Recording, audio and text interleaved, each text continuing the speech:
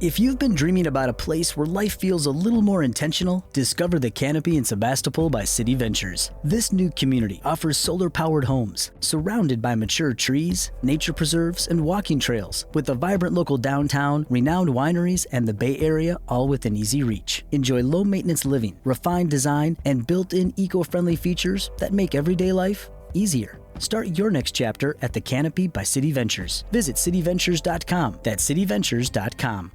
On the under $3 menu at McDonald's, a McChicken is $1.50. Because when you're craving a McChicken, you deserve a McChicken. And now that McChicken is just $1.50 with McValue. Limited time only. Prices and participation may vary. Prices may be higher for delivery. Every team, every topic, everywhere. This is Believe.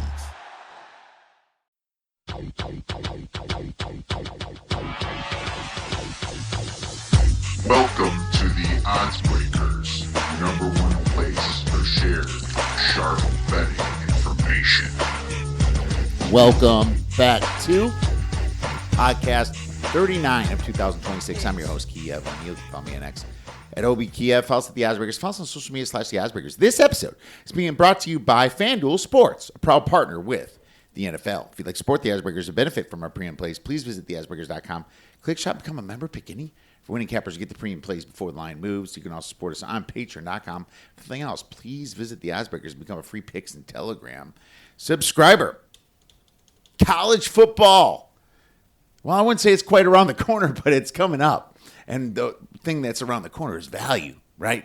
Getting ahead of the line moves. And no better person to bring on than Mr. Joshua Nunn at Step on a Duck from the Action Network to talk some early college football and try to pick off some of these big lines. So real excited to talk to Josh about that and get right into college football. That's right. We get into college football early, and we enjoy it, and we ain't changing for anybody. We also love the NFL, and that's coming up as soon as their schedule comes up. But this week is all dedicated to college football. Josh has already done some deep dives on a couple conferences, so we're going to get covering the ACC and the Big 12 with Josh. So without further ado, let's get into this show with Mr. Joshua Nunn.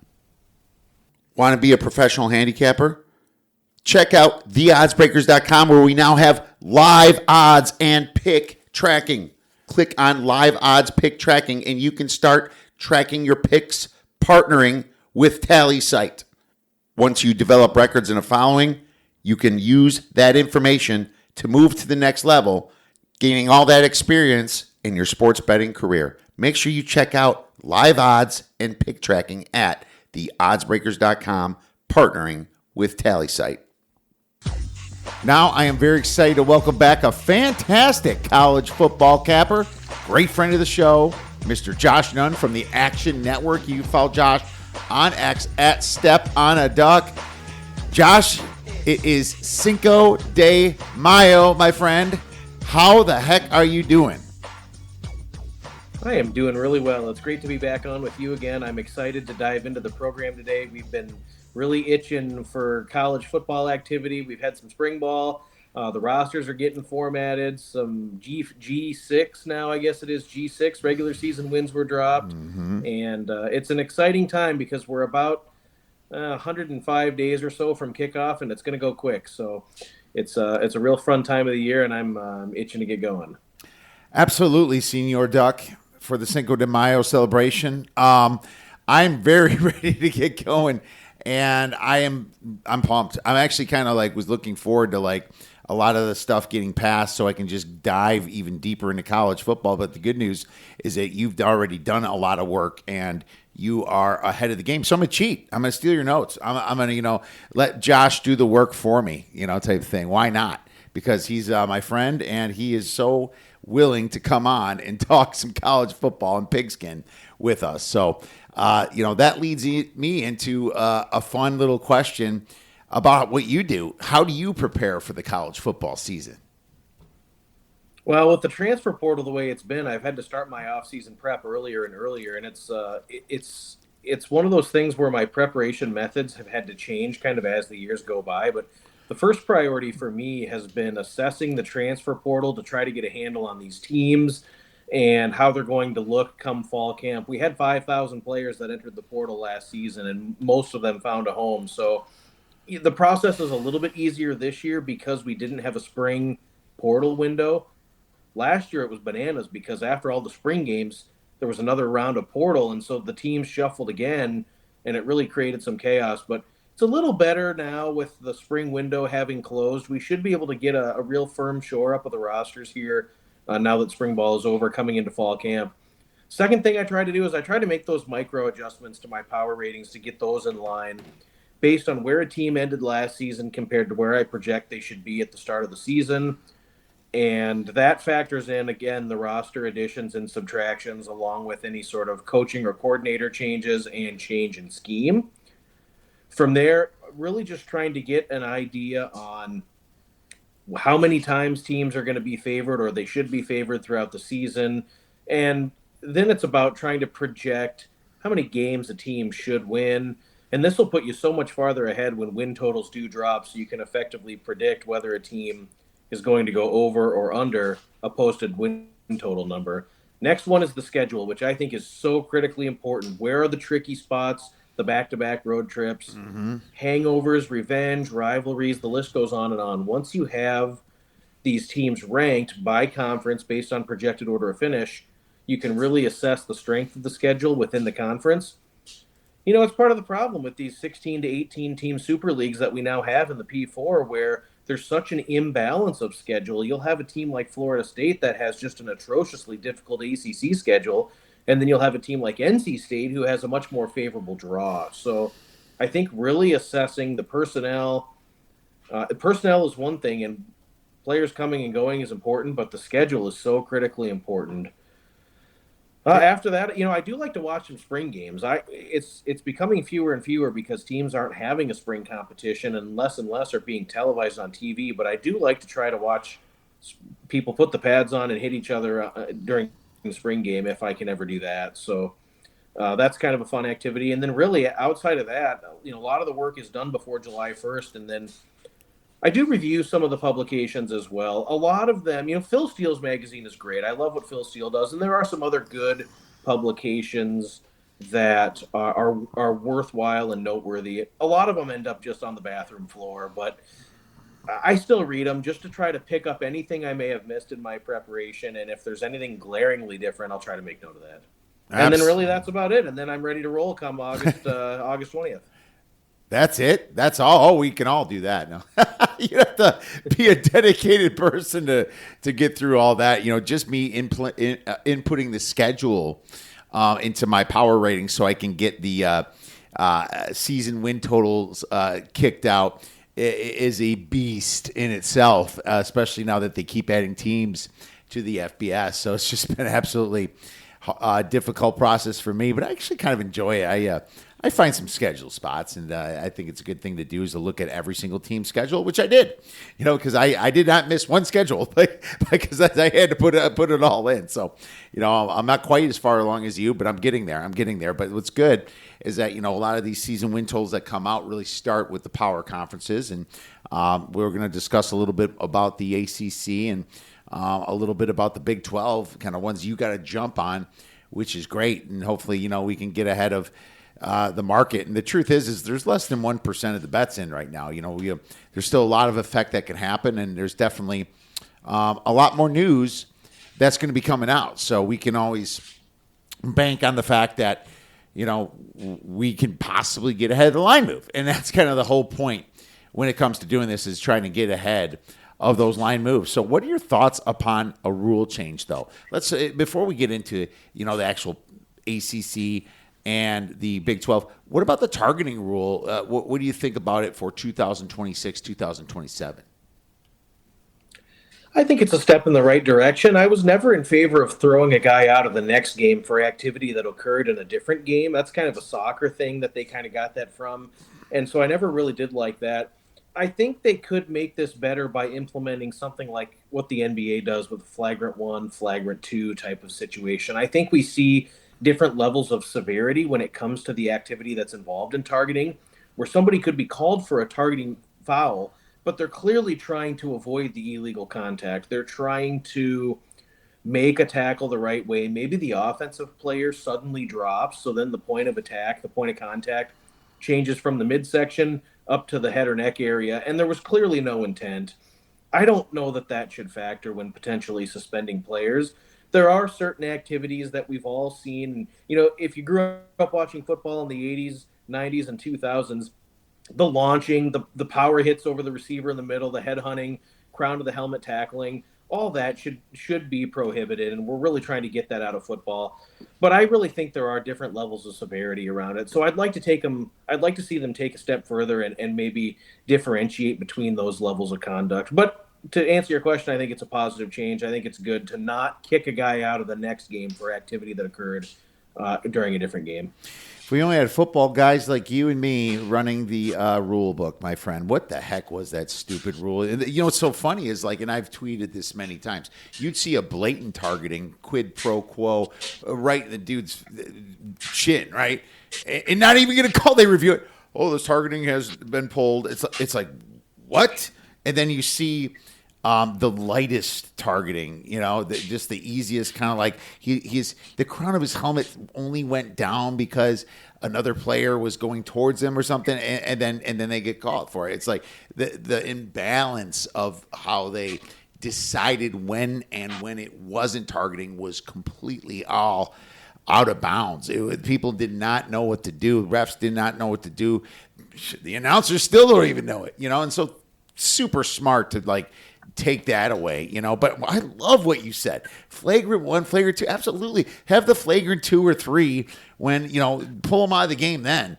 But if it's kind of like targeting where, he's not launching in the air, his head went down because the running back's head went down to hit him, which they never get called for targeting. I love that being a flagrant 1 and maybe just a 10 to 15 yard penalty. That is fantastic. What are your thoughts on the new Pac-12, Josh? And I wanted to get into that because after putting this schedule in, I had to change a bunch of stuff from last year. And, I find it fascinating that it just kind of looks like a revamped Mountain West.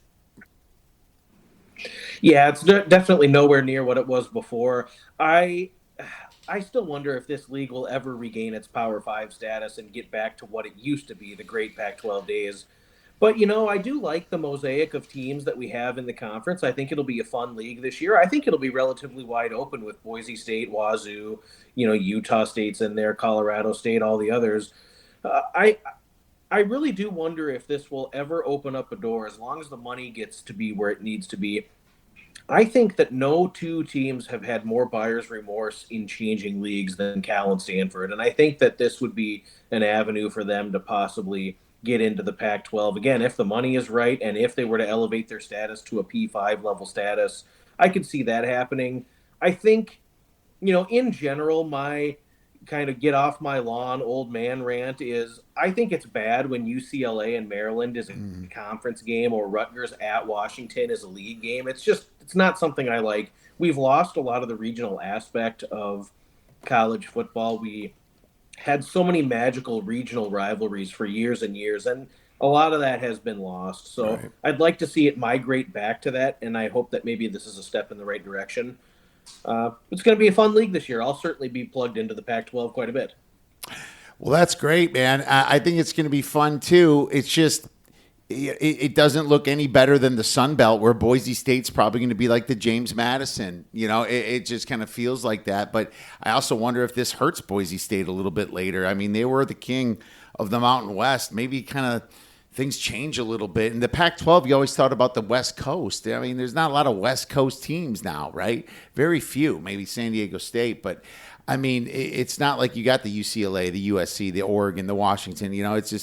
It's just not the same feel as it was before. So 100% agree. You got these Texas State games and state-type teams and Colorado State, and it's like every team has to have state in the name too. Is that a prerequisite? Are they not going to grow unless you put state in the end of your name? I don't know, man. A lot of head scratching to me, but no, this is not even close to a Power 5 team. Conference. I don't even know why they kept the same brand. Like that brand is pulling any equity with these teams in it anyway. It just made no sense to me. And maybe it was just a way for some of those unhappy, I guess, Mountain West teams to leave. So I'm still confused, but we still have football, so I'm not going to complain. But let's get into some of these conferences here.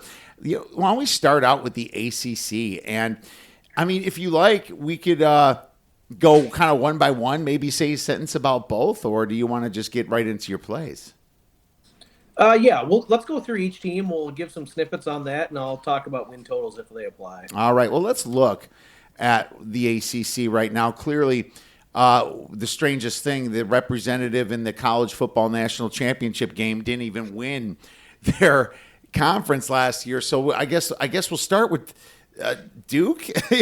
Duke 6-2 last year, something like that.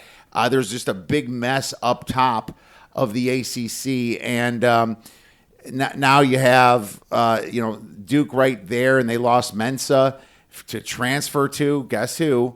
Miami. What about Duke this year for 2026?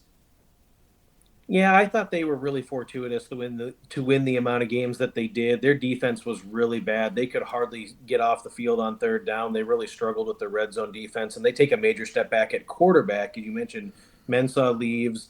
Walker Eggett comes in from San Jose State. I don't think that the offensive line is going to be able to protect as well. They would have given up so much more havoc if it wasn't Mensa back there, and I think that Eggett will struggle with handling some of the pressure in this league. The schedule is not horrifically daunting, but they do play Miami and Clemson, and I think they play both those teams. Yeah, it's the second half of the season. So it's a pretty tough close with NC State, Miami, Clemson, and then they play Wake Forest at the very end. I think the non-conference will allow them an opportunity to win all three games, but I have them 2-1 in the non-conference before the ACC schedule really kicks off.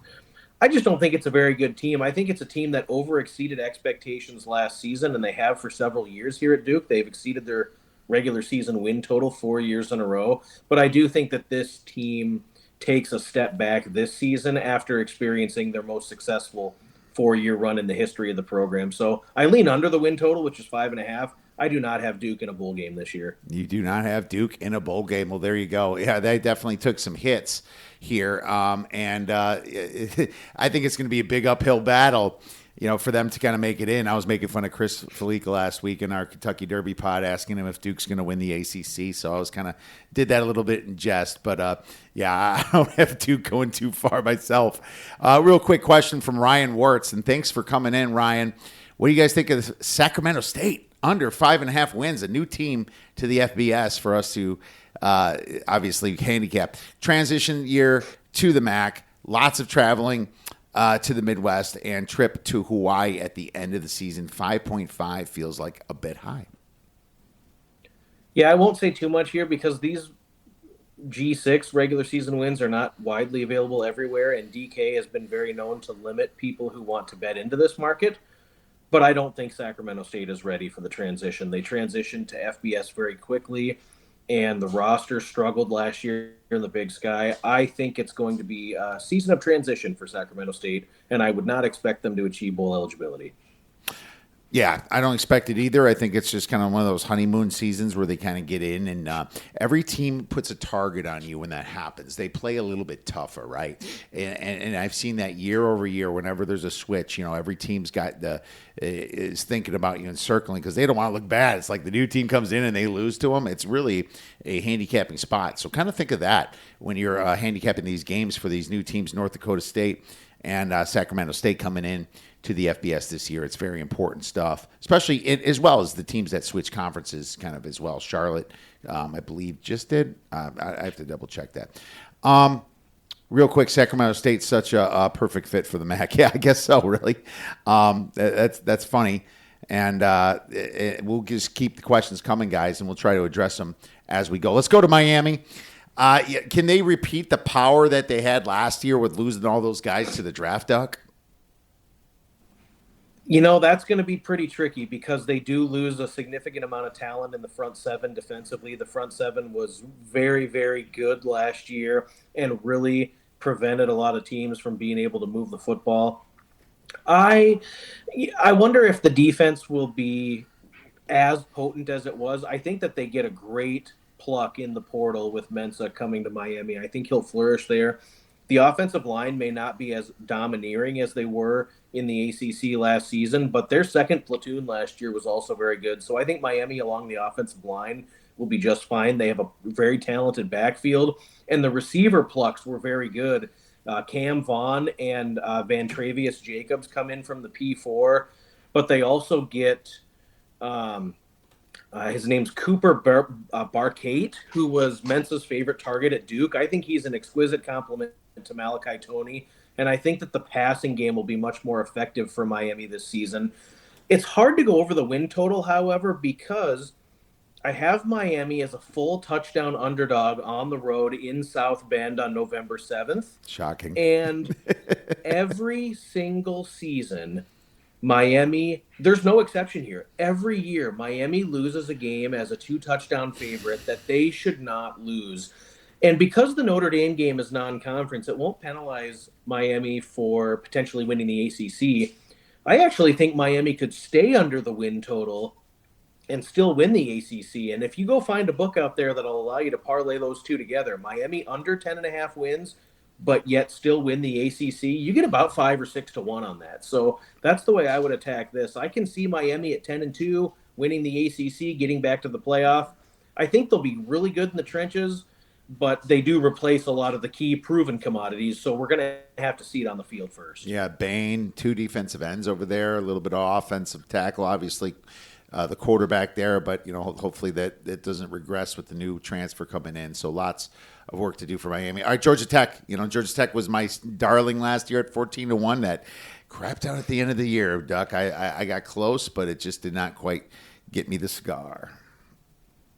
You and me both. I mean, I had Georgia Tech, and it was the I think it was maybe Wake Forest almost got them. There was a game Pittsburgh. They lost to Pittsburgh late. They were down by 3 or 4 touchdowns before you could blink an eye. Came all the way back, couldn't get over the hump, and that's really what cost them a chance to win the ACC last season. But they lose both the coordinators. OC and DC are both gone. I think that what Brett Key has done at Georgia Tech has been absolutely incredible. Before he got there, Georgia Tech was just absolutely in shambles, and now they're very formidable week in and week out.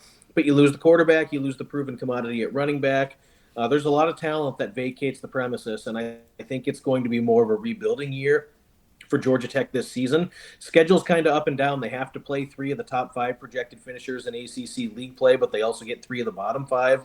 So it's kind of a mixed bag there. Really nothing in the area of 6, 7, or 8 wins would shock me. But I do think it's going to be a little bit tricky to navigate some of the road games. They've got to go to Georgia this year. They go to Clemson, Pitt, Vatech, who I think will be resurgent, and even a trip to Stanford. Ask Florida State how that goes in the middle of the season. So I think it's going to be just tricky navigating some of that. They've also got Tennessee in the non-conference, so most likely results 6-6 or 7-5. No wow factor for me this year with Georgia Tech. 6.5 is the total. I would lean to the under. It's -120. I would agree with you on that one. Let's move to the next team. What about SMU? Obviously, SMU. Jennings was a pretty good team last year, but they replaced some dudes this year. What are your thoughts? I think SMU could be a real strong team this year, and I think that they have a chance to get out to a great start as long as they can navigate the early road ACC games against Florida State and Louisville. The rest of the schedule really is conducive to racking up the wins up until they have to go to Notre Dame at the very end of the season. I lean over the win total. I've got these guys about 9-3, but it's real scary if Jennings were to go down at quarterback because the drop-off from him to the backup is significant, and we saw Jennings have to battle through some injury last season, and his level. If you've been dreaming about a place where life feels a little more intentional, discover the Canopy in Sebastopol by City Ventures. This new community offers solar-powered homes, surrounded by mature trees, nature preserves, and walking trails, with a vibrant local downtown, renowned wineries, and the Bay Area all within easy reach. Enjoy low-maintenance living, refined design, and built-in eco-friendly features that make everyday life easier. Start your next chapter at the Canopy by City Ventures. Visit cityventures.com. That's cityventures.com. Play was very, very subpar compared to 2024 at times last year. I think it's a good team. They've really invested a lot in the trenches, both along the offensive and defensive line, to get ready for the transition to the ACC, which I think has gone about as well as it possibly could. I think SMU is a very strong team this year. I won't be stunned at all if they're playing very meaningful football late in the season.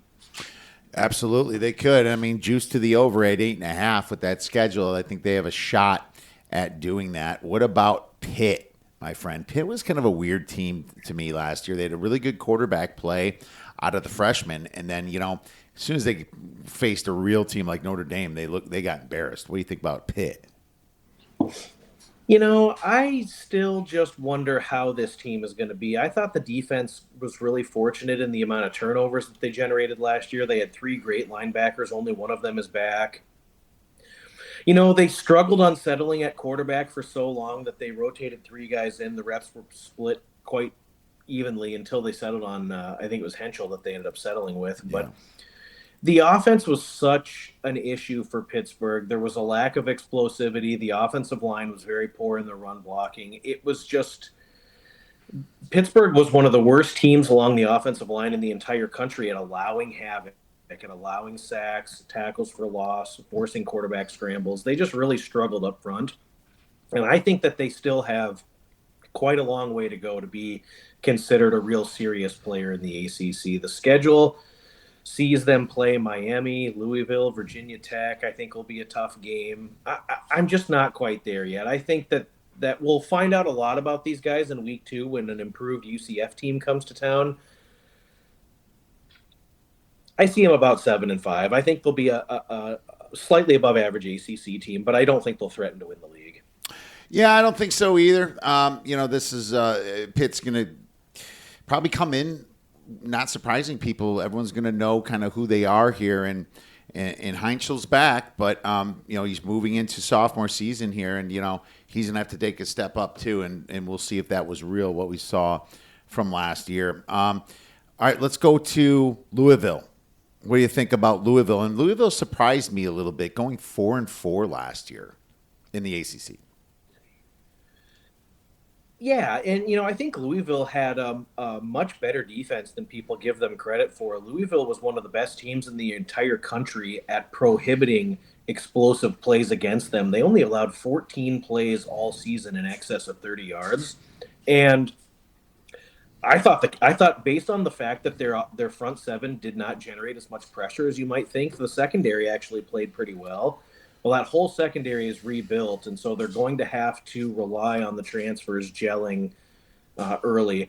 I think they had major upgrades in the receiver room compared to what they had last season, and both of their running backs, 1A and 1B, both of the Brown kids are back. The problem is, in my opinion, is quarterback, and they're banking on Lincoln Kienholz being that dude. He transfers in from Ohio State. He played at the second best high school level in South Dakota at Pierre High School. And was kind of just played sporadically at Ohio State, but there's just very limited wow factor, in my opinion. He is mobile, and he can kind of make some things happen with his legs, but I kind of need to see it on the field here first. I think with Louisville, the schedule is difficult. You've got 2 SEC teams in the non-conference. You got to go to NC State. Going to Syracuse will not be easy, especially with the way that pass defense will be tested by Qs. I don't see it this year for Louisville. I think they'll be a sound team. I think 7-5 or 8-4 is kind of right where I peg these guys, but I don't know that Louisville is going to be a team that's going to seriously threaten Miami in the ACC. So for that reason, I'm just kind of lukewarm on them. All right, lukewarm on Louisville. All right, for sake of time, let's go through a few other ones. Just if you want, say anything about Wake Forest, NC State, Cal, and Clemson even, because those were also 4-4 teams last year. I do like Wake Forest under the regular season win total. They were so fortunate last year to win some of the games that they ended up winning. Their offense was very sporadic. The defense kept them in some games. They were very fortunate in some of the turnovers that they forced.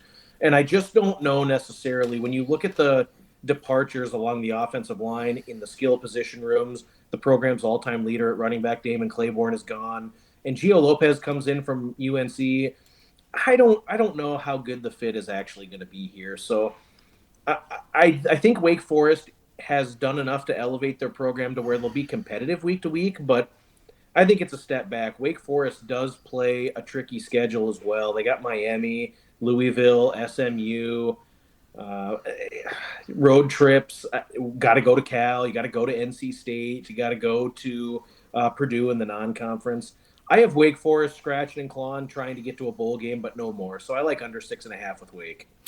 No, that's fair enough. Under 6.5 is a good number here, and Wake Forest is, well, I mean, you got to pay a lot of juice, minus 190. That's probably cool because Duck moved the line on us. Geez, thanks, Duck. But hey, it's a safe bet under 6.5. I'd much rather have than under 5.5 at plus 115 because they could sneak into bowl season. A lot of teams with 5 wins are playing a team that might have just given up or already gotten the bowls at that very end of the season. So be careful with that. But I'd shop that around.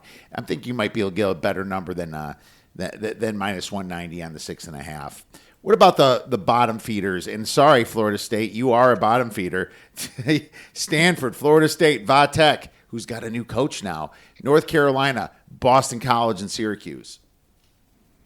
Well, so I think Florida State, I really struggle to figure out what this program is trying to do here. I don't think that they upgraded their quarterback situation at all. I still think they're going to struggle defensively. They were okay last year, but there was really no wow factor via the portal. The schedule for Florida State is what's going to doom them. They've got to play Alabama and Florida this year in the non-conference. And then they play the top 4 projected teams that are going to finish in ACC league play in Miami, Clemson, Louisville, and SMU, and they only get one of the bottom 6. So I think it's going to be a real troubling year in Tallahassee. I won't be surprised if the administration decides at this point, maybe it's time to pull the plug on Norvell and go in a different direction. I do like NC State. I think NC State is a team that could go over their win total at 6.5. The schedule is very favorable. They only play one of the top 5 in Louisville, and they host Louisville about halfway through the season. They get 6 of the bottom 8 projected finishers in ACC league play. And Dave Doran has been so consistent in ensuring that the floor at NC State is getting to bowl eligibility. So if that's the absolute worst, it's going to be at 6-6. I think there's a ton of opportunities for wins. I have them favored in 8 games this season. I do like NC State over 6.5. And a team that I think could surprise better this year than they were last year is Syracuse. When you look at how they performed with Angeli back there behind center, the offense was throwing the ball around. They were very competitive. They were very fun to watch offensively. Quarterback injuries, they just weren't prepared. They ended up having a lacrosse player that was playing quarterback for Syracuse. Mm-hmm. It's going to look so much different this year for the Qs. They always have a really solid home environment playing in the Dome. I think Syracuse is a team that could flirt with bowl game eligibility. I would go over 4.5 wins for the Qs.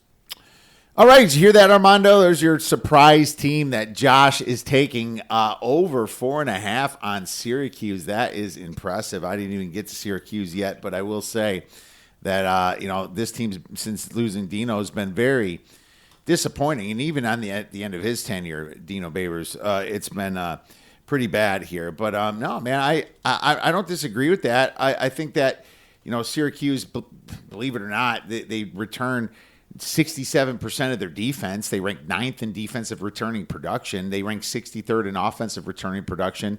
The transfer portal hurt them a little, but it's like for Syracuse numbers in the 40s kind of makes sense for on-3 net transfer portal rankings. So I kind of see what you're doing. I'm gonna dive a little bit more into this Syracuse one for the over here and see what kind of number I can find. Let's move on to the Big 12 then, and Texas Tech, obviously. You can bet on the fact that we don't know how good their quarterback's going to be this year, Josh. Yeah, really unfortunate developments with Texas Tech, given that Brennan Sorsby is likely, more and more likely every day, to have played his last down of college football and will likely not be there. The schedule is one where Texas Tech, I downgraded them about 6.5, 7 points based on the news, and I still have Texas Tech favored in every game this season, most of them by double digits. Kirk Francis will probably play in the first couple of games. He transfers in from Tulsa. And Will Hammond, the backup, who played some last season, should be ready to go by week 3 or 4. The schedule is just so light for Texas Tech. When you look at the teams that they do not play, they avoid Utah, they avoid BYU in the regular season. A lot of the road games are very, very manageable, going to Oregon State, going to Colorado, going to Cincinnati. I think that this is still one where Texas Tech is likely 10-2 at worst and still playing for a chance to get to the Big 12 championship game come late in November. there will be a couple tricky spots at Baylor and at Oklahoma State, two teams that I don't think are going to be real serious challengers in this conference, but it is a Big 12 conference road game late in the year, so could be that. I think the defense probably takes a little bit of a step back compared to the havoc defense that we saw last season that was just so exceptional at getting tackles for loss in the backfield, stopping teams on third down, shutting them down in the red zone. That might take a little bit of a step back, but I think the run game will be strong. I think the passing offense will be a little bit better this year, regardless of who plays at quarterback, because Baron Morton had some deficiencies that they just couldn't really work through. The problem with Texas Tech is I just don't think they're any longer a national title type of contender, because once they get into the playoff and have to square up against Ohio State, Indiana, Oregon, their offense will just likely get shut down. So I think Texas Tech will still be good. I think they'll be just fine in league play. I actually bought them to win the conference once the news came out and we got a little bit of dip in the price. So you can find about even money on Texas Tech to win the Big 12, and I do think that they're the rightful favorite in this conference. Yeah, I still think so too. I mean, my initial power ratings still have them better than everybody else because, everyone else took a pretty big hit this year as well. But one team that overachieved from my expectations last year was the BYU Cougars. Now, don't get me wrong. They had a pretty intense luck factor last year against teams like Utah. And seriously, against Utah, that targeting penalty, I'm still scratching my head over since we just discussed that. And BYU just got through some games that were, fortunate situations. I'd probably call what they were able to receive last year. Just looking back here, getting games. Well, first of all, Colorado. You only beat Colorado 24-21, and this is the fourth game of the season. You had a very cake non-conference, And when you finally face someone pretty good, you lose by 22 at Texas Tech, and then you play them again, then you lose by 27 points, So, I mean, are they going to compete at all this year? Yeah, I mean, they certainly have the voodoo, and the voodoo really comes out at home, and it's just one of those magical things where BYU regularly finds ways to win games that they have no business winning. At some point, I would think that there's a chance it catches up with them. Could be week 2 when they host Arizona. It could be on the road against TCU. It could be Central Florida the week after they play Notre Dame, and that's one to circle. Win or lose against Notre Dame at home, I have them about a 7.5-point dog. But win or lose, then they got to get on the plane and go to Orlando, and I think that'll be a tricky spot for them. They've got the Holy War game against Utah. I mean, this is a tricky schedule to navigate. There's a lot of consistency in the roster, which is refreshing compared to what you and I have seen when diving into the portal and analyzing these rosters. There's been so much coming and going. BYU does have a little bit more consistency, and we're going to get a lot of the good flavor on the offensive and defensive line that we're accustomed to. I think they'll be able to run the ball just fine. Hard to want to keep betting against these guys and seeing them go over the win total it's one of those things. The Provo voodoo is real. So it is. I'm kind of take it or leave it on the win total, but I do think that BYU will likely be strong once again. They do avoid Texas Tech this year, which is a good thing. But obviously, getting Notre Dame is a big trade-off. Ooh, tickets as low as $405 on ESPN here. So plus tax, that's only $500. Make sure you bring binoculars and maybe a telescope from where you're going to be watching that game in Provo. What about? Let's talk about Arizona. This team. I was shocked that Brett Brennan was able to make them. I was really down on this coach before, and he really shocked me that was able to get this defense so elite. And obviously I'm skipping over Utah and Houston. We'll get to them, but what do you think about the Wildcats this year? I mean, I like the quarterback. There's extreme continuity in the coaching staff and the coordinator positions, and I think the schedule is one that's conducive to racking up a lot of wins. That road game at BYU in week 2 will be pretty tricky, but otherwise you got Northern Arizona, Northern Illinois, Washington State. They'll be double-digit favorites in every one of those games. And then they play a lot of bottom feeders in the Big 12. Cincinnati's going to be garbage. West Virginia could emerge, but maybe not here. Iowa State's going to have a completely revamped roster, and I don't know how good they'll be. I mean, there's a real strong possibility that this team is 6-1 before they play Texas Tech, or 7-1, excuse me. And then it's all about just seeing how many more wins they can pluck off at the end, because the schedule does stiffen up with Texas Tech.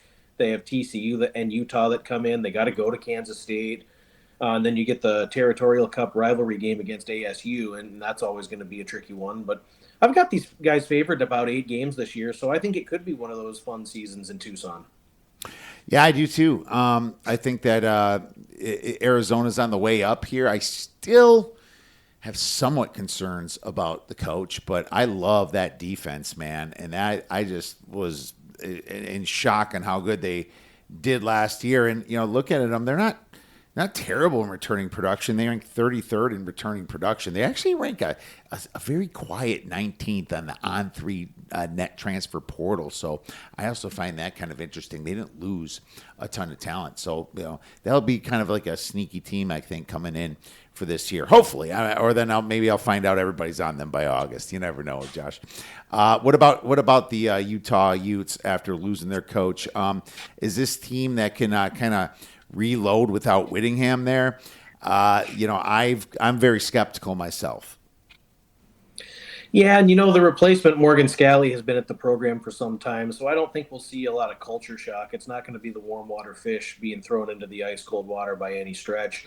But they do have to reload along the lines, and it's just going to be something that I really need to see, because they were able to bully teams so frequently last year with the offensive line, and then also using 2 or 3 tight ends. They are going to have to try to be able to do that again this season in order for it to be successful. I like the quarterback situation. They returned Devon Dampier, who was electric last season, and also Bird Ficklin, their backup. They had some packages for him towards the end of the year, and he provides a unique skill set. So there could be a little bit of zest and some pop in the Utes offense. We'll see, though. There's a couple of games at the end that I think could be really tricky. The Holy War against BYU is a true coin flip. It's a 50-50 game. And then how do they respond after that, win or lose? Because they've got back-to-back road trips immediately following that, at Arizona, at TCU, that I think will be tricky. This team may be undefeated before that stretch, and they might end up with 3 losses in the regular season. So I'm not sure this year, with some of the turmoil and the changeover in leadership, I don't know that this team is ready to ascend to the top of this league, but I definitely think Utah is going to have a strong season, 9-3 or so. Yeah, absolutely, man. They should be kind of like picking up where they left off, but here's a couple problems that I had. They did lose 2 tackles in the first round, man. 2 tackles in the first round. That is brutal. And then you look at the on-3 net transfer portal rankings at 66. It's like, guess who took some players with him, right, to Michigan? And, Morgan Scalley, I guess he's the next guy that came up. He's the next guy that might be out, too. It's like, they just give the guy a chance that's been sitting there. I've seen that a million times. That kind of has earned it, more of a, I guess, nepotistic way of looking at it rather than you earned it. I'm very skeptical of that part, but I just don't see a ton of strength in the Big 12 minus itself. So minus Utah and especially Texas Tech up top and BYU sitting there. You're right. This is a true coin flip game against BYU, and I'd rather just take the dog anything 2.5 or above. What about the Sun Devils with Kenny Dillingham? Not so long ago, he made a plea to rich folks in Arizona to try to donate to the program. And why not? I mean, that's the way of the world these days. But Dillingham shocked us all the last couple years. Can he do it again? It's possible. I think that Arizona State, they have to replace some key positions. They obviously, quarterback, we'll be wait and see on if they're going to have a capable replacement for Sam Levitt. I was surprised they never really developed and used Udo, who transferred in from Army, but I guess there's plenty of running back talent there to be able to not have to rely on any of that. Schedule is they're going to be tested early. You should know right away on this group if they're going to be any good or not, because they got to go to Kyle Field in week 2, and then they go and fly to a neutral conference game, but it's in London, I think, against Kansas before doubling back for Baylor. Then they get Hawaii in the middle of the season. The road games are going to be really tough this year. I've got them as underdogs in all 5 road games that they have to play, true road games. A&M, Texas Tech, BYU, Territorial Cup against Arizona, and also a trip to Orlando to play UCF. That's going to be one where they're about a 1.5 underdogs. So it could be just a little bit of a tricky situation there. And they're putting a lot of stock in Cutter Boley or Mikey Keene, whoever wins the job. I'm sure it'll be Boley, but they're just putting a lot of stock in whoever that's going to be to command the offense. Receiver takes a drop with their top 2 departing at the end of last season. I don't know.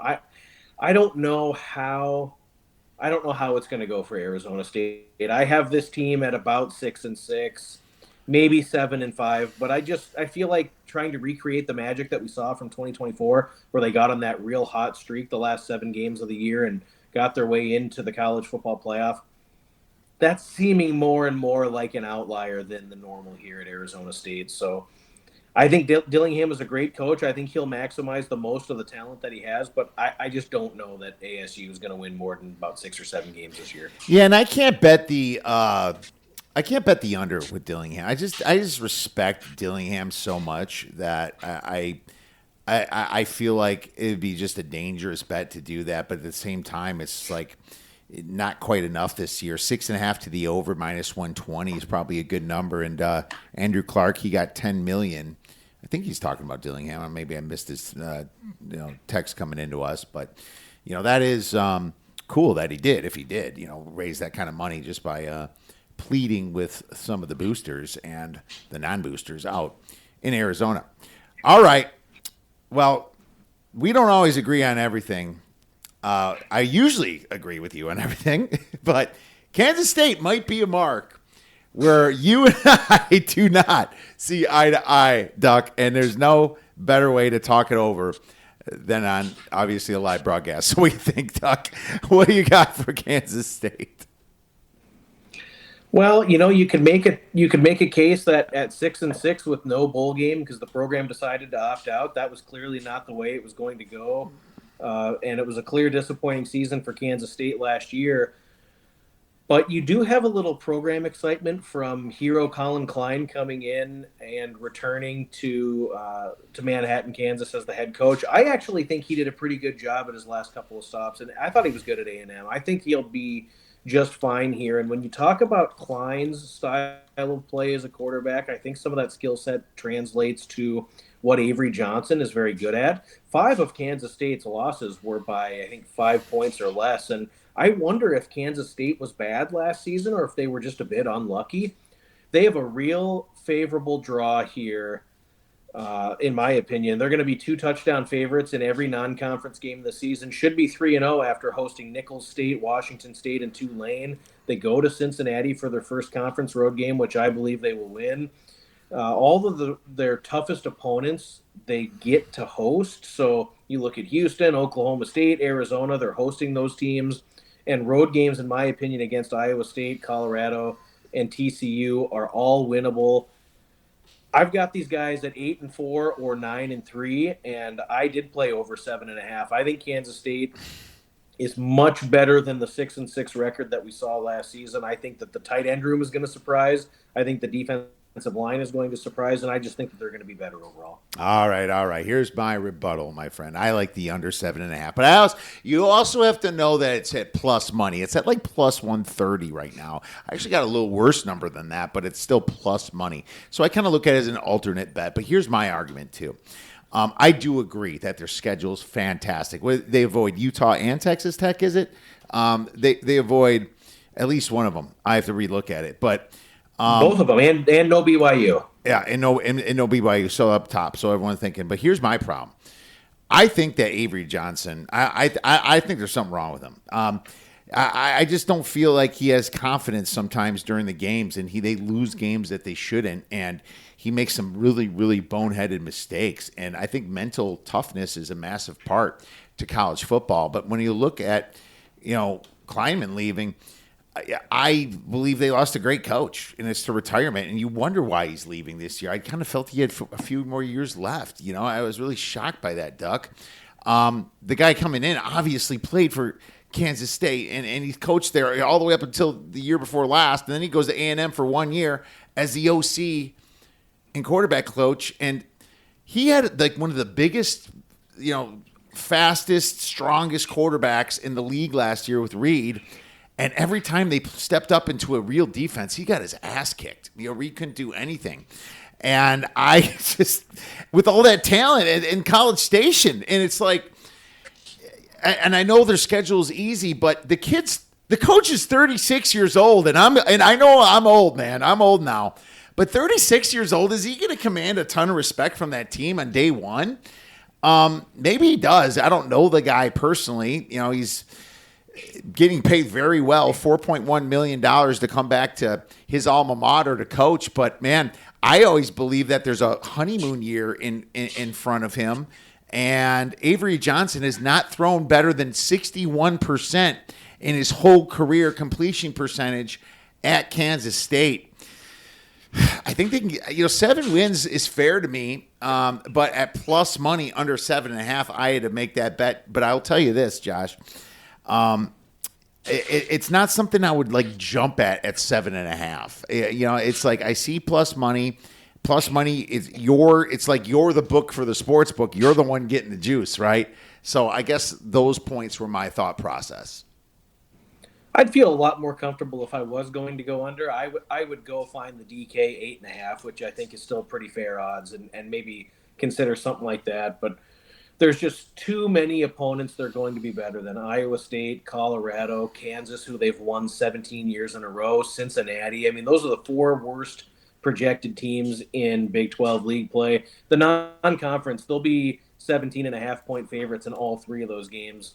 There's your 7 wins. So then you just need to pluck off Houston, ASU, Oklahoma State, TCU, or Arizona. You win one of those, you get to 8-4. So I can appreciate seeing it different ways, and be interesting to see how it shakes out. Maybe you and I will do a ham sandwich wager on this one together. That sounds good. And I like ham sandwiches. I love ham. Hot ham and cheese. I used to eat hot ham and cheese.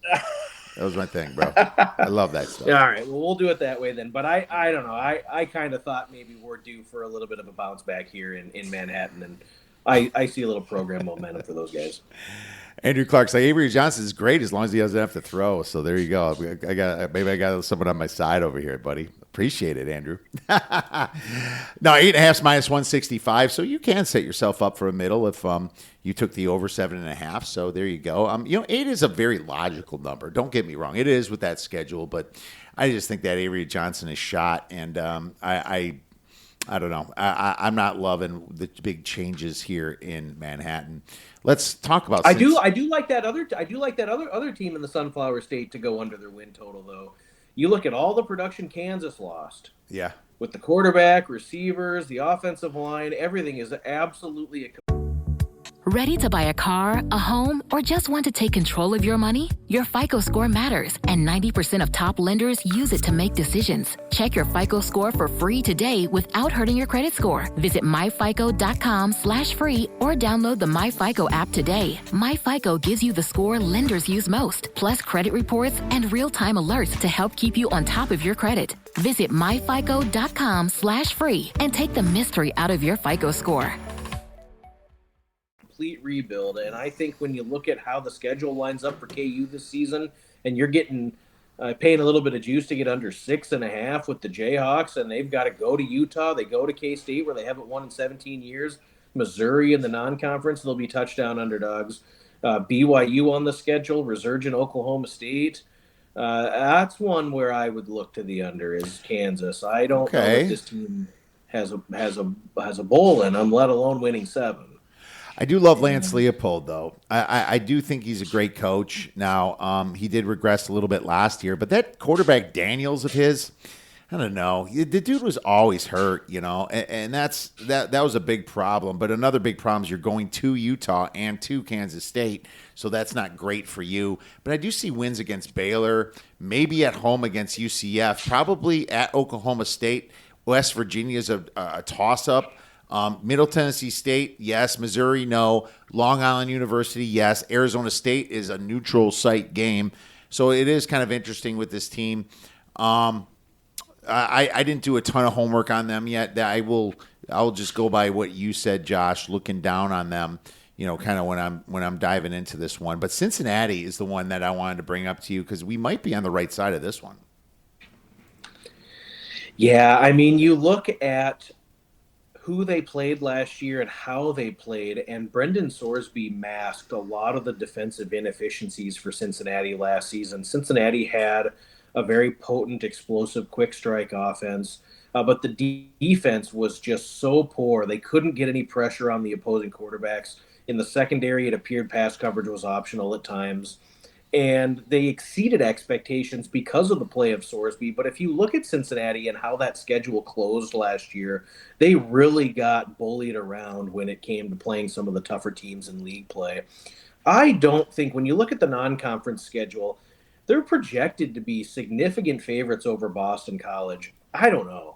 A win against Miami of Ohio is not assured. They're playing that one neutral, I think, at the NFL Stadium in Cincinnati. Not assured.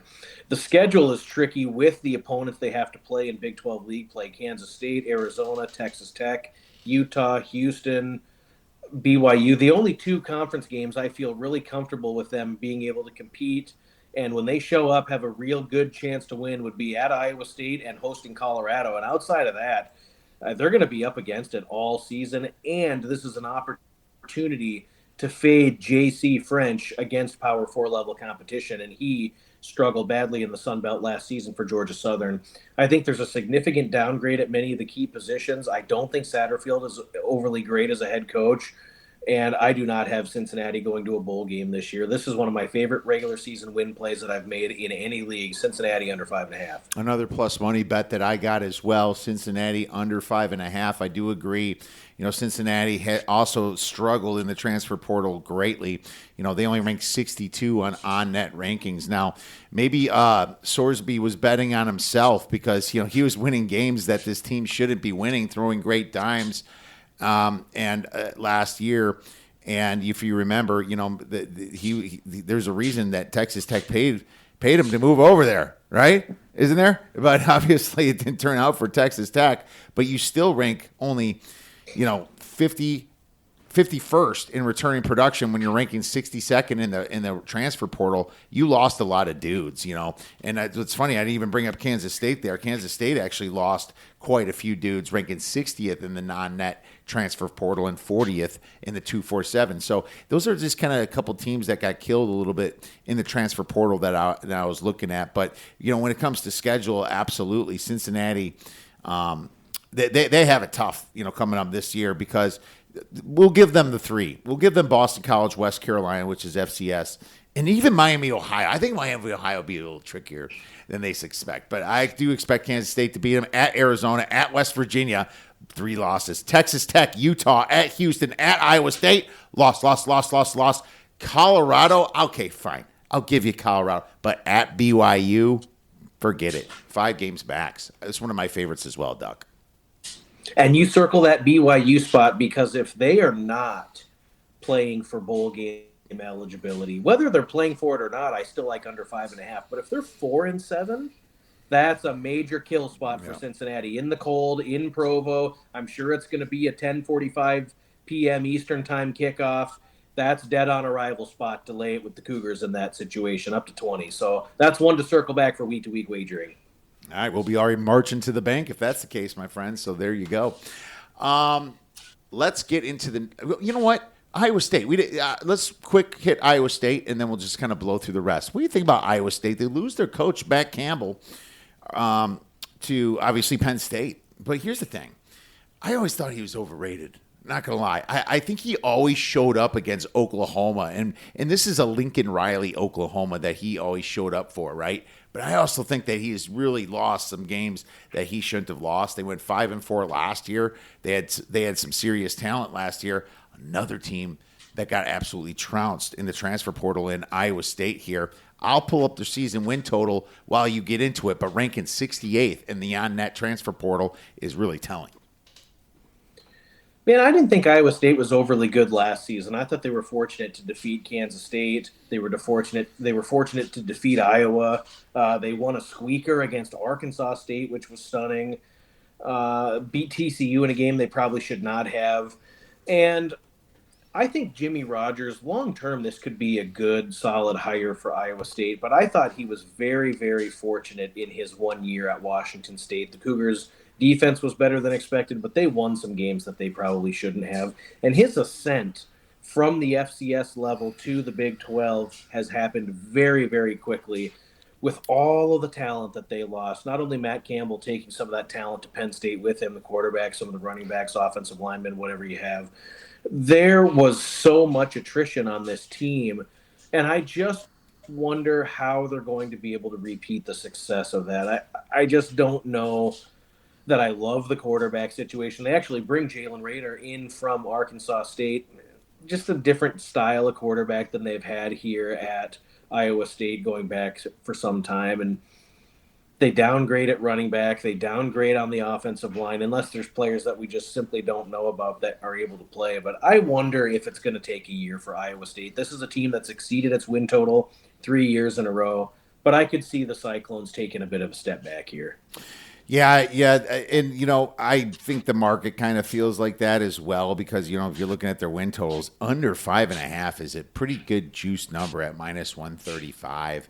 I always like taking plus money under 5.5. So, I think that it still would be to me one of those teams that you're probably going to want to fade, but at the same time, Iowa State, I just can't see them getting up this year after losing that coach and actually making some noise. Let's quick blow through some of the rest of them. I mean, you got Baylor there, who was massively disappointing to me last year. Massively. I'm eating my freaking words on that one last year. We already covered Kansas. You got UCF that only won 2 games. West Virginia, 2 games. Colorado, 1-8 in the season. 3-9. They went total last year. Leon Dion was thinking more about his son playing with the Cleveland Browns. And then obviously the Oklahoma State Cowboys lost their coach, went 0-9 in the Big 12 and 1-11 throughout the whole season. Anything on these last garbage feeders? Yeah, I think Baylor is another regular season win under at 6.5. We just have not seen Dave Aranda be able to work the magic and get the defense to where it needs to be. And now you're taking a significant step back in quarterback and you're losing some significant players in the skill position rooms. DJ Lagway comes in, but you know what? I kind of need to see it from DJ Lagway before I can believe that Baylor is going to be able to really seriously compete here. We're going to find out a lot about Baylor right away because they play Auburn in the neutral site game, which I project they will lose. They'll probably win the next 3, but then they go to Arizona State. TCU will be tricky. BYU, Texas Tech, and Houston to close is going to be very, very difficult. So if they're not 7-2 before that stretch, they're not going over the win total because they're going to be at least 7 or 8 point underdogs in each of the last 3 games. And frankly, I think a trip to Orlando will also be tricky to take on Central Florida. So Baylor's one of those teams where I just kind of feel like this program is stuck. The defense is not getting any better despite Aranda being a defensive mind. I don't think the offense is going to be as potent as what we've seen over the previous couple of years for Baylor.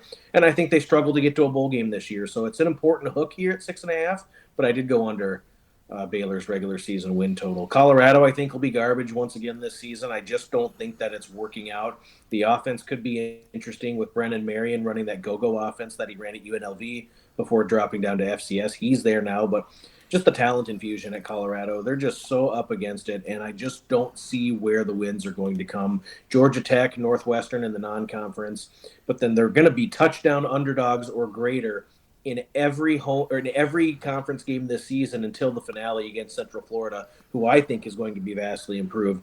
I struggle to see where these guys win 3 or 4 games this year, so I would also go under on Colorado's win total. In fact, with the alternate win totals at DK, they have Colorado at 5.5. It's heavily juiced, but you can Doyle that in with any other win totals you like, and you're not going to lose that prop. They're not going to win 6 games this year. Yeah, it's Kansas State, man. Boom. Look at that. You'd love yourself after that. Absolutely. There is plenty of options that you can go. And I do like putting them together when books do allow it. If you want to get real sneaky, the under 3.5 is plus 155. I don't like that so much. I think just some of the talent Deion gets, and it's just definitely a big pile of weird talent that like doesn't ever gel together. But long are the days where this man's health was there, and I think that's going to also possibly take a toll on this team and take a toll on him a little bit. And half his mind is what his kids are doing in the NFL as well. So I totally go to the under myself in this one. And you know what? Maybe this is one you can wait on and get a better number before the season starts, because a lot of people bet Deion, and maybe it's not like the public affects this stuff so much, but if the books don't want to stay strong and hold their number, this could be one that, in August maybe would be the time to bet it. I don't know. Yeah, we'll see. I think, guys like you and I that are talking college football regular season win totals now rather than betting NBA first quarter unders or Major League Baseball Dinger Lambeau parlays, we're the guys that are moving the market now. It may never get back to where it was come August, but I think that Colorado, we've seen that year in and year out that's a team that's taken some steam by people showing up wanting to bet on Deion. Hasn't worked out overly well. And DJ Lagway from Florida over to Baylor, he was a failure at Florida, in my opinion. I thought with all that talent around, he should have been better. Some of those really boring games that we watched them play. And, Florida moves on, obviously. And, Lagway leaves. They got Tramel Jones there, true freshman, 4-star over in Florida. And we'll get to the SEC. But, if you're going to leave a program like Florida for Baylor, there are some serious problems going on over, obviously, in Texas there. All right, man. Well, we kind of covered everything. We'll get in more deep. Josh loves to come on. So I expect this man to be a monthly product for us here over at the OddsBreakers, because he loves sharing his knowledge and all the hard work that he puts in. Josh, really appreciate you, man. Could you let our listeners and viewers know where to get your wonderful information? Yeah, so I'm at the Action Network, co-host with the BBOC, and so we're doing our off-season conference preview and win total preview series now. I host the BetUS show during the season. We have a couple episodes weekly there. I'm on the Kyle Kerms program on YouTube, and we're starting our off-season, regular season win episodes on YouTube at his show. I'm all over the place, and I love being on your show. I'll absolutely be on. We'll continue to go through some off-season content and give all of our great listeners some action there. But I'm not hard to find if you're looking to talk college football. He is not. Make sure you check out Josh over at Step on the Duck. Get his articles at the Action Network. All right, my friends. Well, the one we definitely agree on, and we have both bet, is Cincinnati under 5.5 wins. And if you find it, you can find plus money in some of these books. And I highly recommend using that play. Tomorrow, we'll be back. Brad Powers to talk more college football. I hope you enjoy the rest of your week and go get some winners.